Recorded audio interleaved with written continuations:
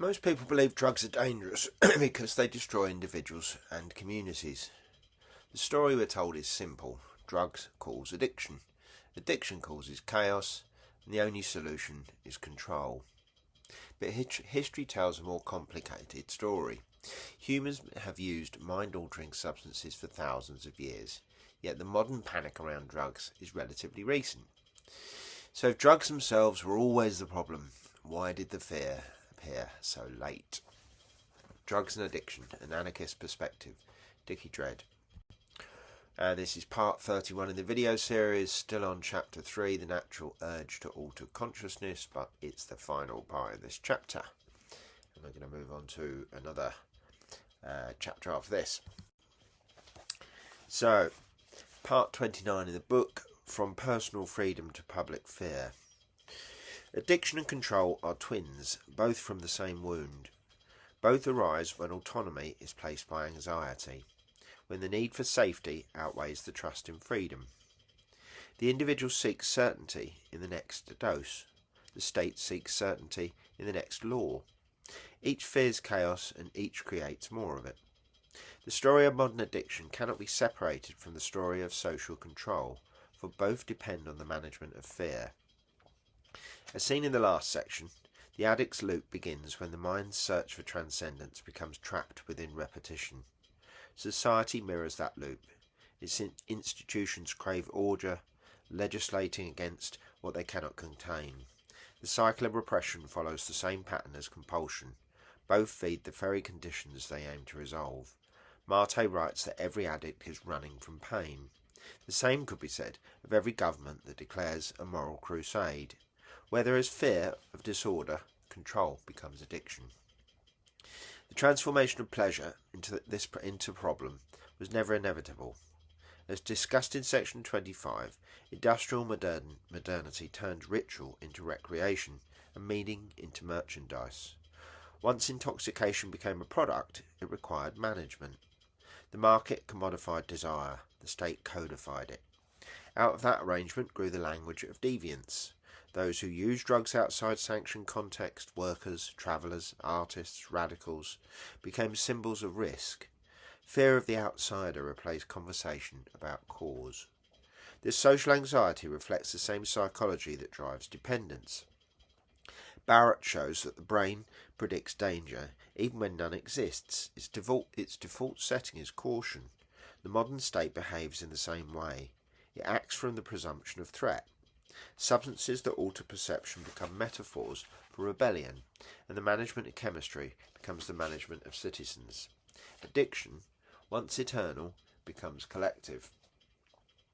From an anarchist perspective, the parallel is clear. The prohibition of drugs and the pathologizing of users are extensions of the same logic that internalizes control. Dredd and Adams, that's our next book on consciousness and reality, describe this as the feedback of fear, a loop in which attempts to suppress uncertainty amplify it. When applied to consciousness, that loop turns policy into paranoia. The war against drugs begins long before the first law is written. It starts in the collective refusal to trust human curiosity. At a personal level, the movement from self-governance to submission is subtle. Addiction teaches dependence on authority, first chemical, then institutional.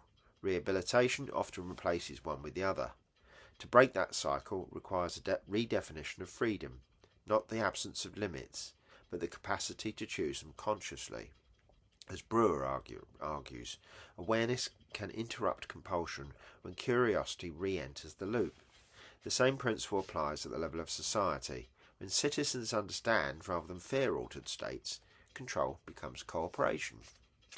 The lesson of chapter 3, that's this chapter, is that addiction is not simply a chemical imbalance, but a reflection of culture.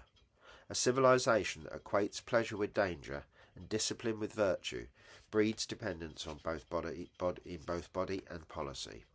To heal, one requires healing the other. The next chapter turns outward, tracing how the collective anxiety solidified into law, propaganda and punishment, how personal fear became public war. A word of warning. Tobacco stands oddly outside the framework of this book. It offers no intoxication. The car clearly demonstrates this in detail. No altered consciousness, no revelation, only the illusion of calm, purchase from its own withdrawal. It is pure addiction, a perfect loop without reward, yet it kills more people than all world wars combined. That paradox is capitalism's masterpiece, profit drawn from absence, obedience sold as relief. It's worth bearing this in mind when reading the rest of this book. There is no healing, reward, or enhanced consciousness to be gained from tobacco. It is unfortunate that it is also often combined with drugs that can enhance consciousness, for example cannabis. Tobacco is perhaps the most addictive drug ever discovered, perhaps the most dangerous. Whilst it has been used ritually by some indigenous nations, it should be excluded from the later discussions of the benefits of drug use.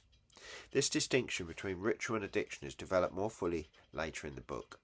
Tobacco is the exception precisely because, once removed from ritual, it offers no insight to recover, only dependence. Tobacco is simply a killer, and, in the author's opinion, should be avoided at all costs for all reasons.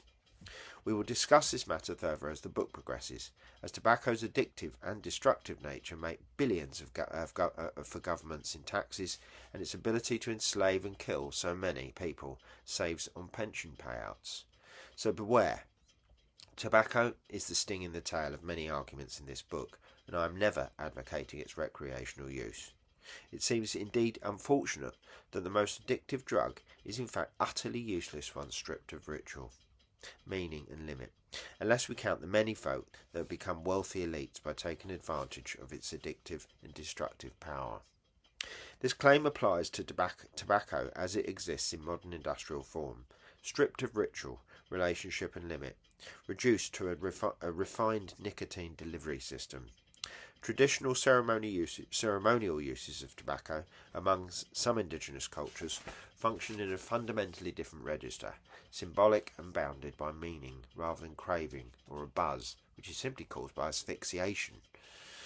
What capitalism produced was not a continuation of that practice, but its inversion, chemistry without context, repetition without restraint. So, addiction is not simply about drugs.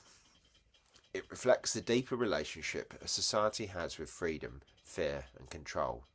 When curiosity becomes dangerous and pleasure becomes suspect, both individuals and governments begin searching for certainty through repetition, one through substances, the other through laws.